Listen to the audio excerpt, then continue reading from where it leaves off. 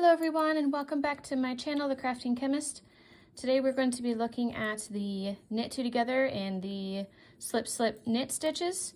These are both decrease stitches and they are either going to be right leaning or left leaning depending on which one you're using.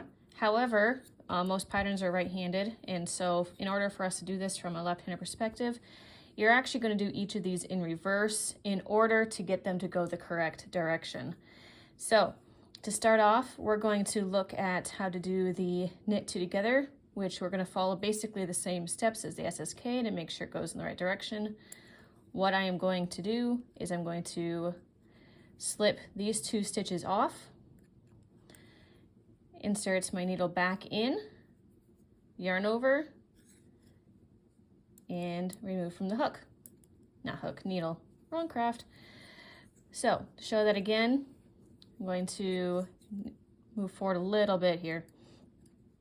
So I'm going to slip, slip, and then insert into the two I just slipped off and finish off my stitch. As you can see, this is going to be leaning to the right. And then in order to show how the SSK stitch works, we're going to do it as if basically following instructions for knit two together, again, because it's a lefty perspective. I am going to, instead of slipping stitches off, I am just going to go through two stitches like this, so yarn over and pull the ball through. So you can see this one is left leaning. To show that again, let me move forward a couple stitches, and then so I'm going to do my SSK stitch. I'm going to go through two, yarn over, and remove. So that is how you do these two stitches.